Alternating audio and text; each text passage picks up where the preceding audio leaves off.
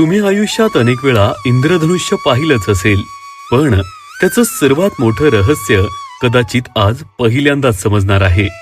जर मी तुम्हाला सांगितलं की तुम्ही पाहत असलेलं इंद्रधनुष्य ही स्पर्श करता येणारी वस्तूच नाही तर, आणि आश्चर्य म्हणजे तुम्ही कितीही धावलात तरी कधीच इंद्रधनुष्यापर्यंत पोहोचू शकत नाही. असं का होतं आणि इंद्रधनुष्य नेहमी कमानीच्या आकारातच का दिसतं? चला जाणून घेऊया. जेव्हा पाऊस पडत असतो आणि त्याच वेळी सूर्यप्रकाश पावसाच्या थेंबांवर पडतो, तेव्हा प्रत्येक पावसाचा थेंब एका छोट्याशा प्रिझम सारखा काम करतो. आपल्याला सूर्यप्रकाश पांढरा दिसतो, पण प्रत्यक्षात तो अनेक रंगांनी बनलेला असतो. पण इथेच निसर्ग एक अद्भुत खेळ खेळतो. सूर्यप्रकाश पाण्याच्या थेंबात शिरतो, आपला मार्ग बदलतो आणि थेंबाच्या आतून परत फिरतो आणि बाहेर पडताना 7 सुंदर रंगांमध्ये विभागला जातो. लाल, नारंगी, पिवळा, हिरवा, निळा, जांभळा. शास्त्रज्ञ या प्रक्रियेला अपवर्तन, परावर्तन आणि वर्णविभाजन म्हणतात.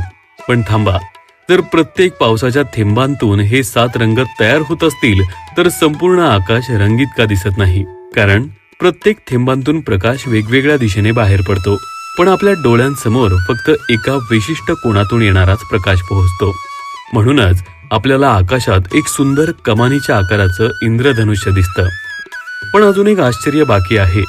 2 माणसांना कधीही अगदी एकसारखं इंद्रधनुष्य दिसत नाही. होय, कारण प्रत्येक व्यक्तीचा पाहण्याचा कोन वेगळा असतो. म्हणून तुम्ही पाहत असलेलं इंद्रधनुष्य ते फक्त तुमच्या डोळ्यांसाठी तयार झालेलं दृश्य असतं. आता सर्वात मोठा प्रश्न, इंद्रधनुष्याला शेवट असतो का? लहानपणी आपण ऐकलं असेल की त्याच्या शेवटी खजिना असतो. पण खरं काय? तुम्ही इंद्रधनुष्याजवळ जाण्याचा प्रयत्न केला की तेही तुमच्यासोबत पुढे सरकत राहतं. कारण इंद्रधनुष्य ही एखादी वस्तू नसून तो प्रकाश, पाण्याचा थेंब आणि तुमचा पाहण्याचा कोन यामुळे दिसणारी प्रकाशाची एक सुंदर घटना आहे.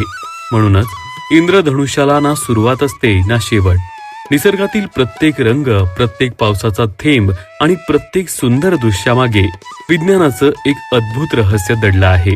आज आपण इंद्रधनुष्य कसं तयार होतं हे जाणून घेतलं, पण निसर्गात अशी अजून कितीतरी रहस्य दडली आहेत. पुढच्या भागात आपण आणखी एका अद्भुत नैसर्गिक रहस्याचा शोध घेणार आहोत.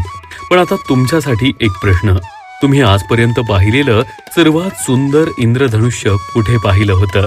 आणि यामागचं विज्ञान तुम्हाला आधी माहीत होतं का? आम्हाला कमेंटमध्ये नक्की सांगा.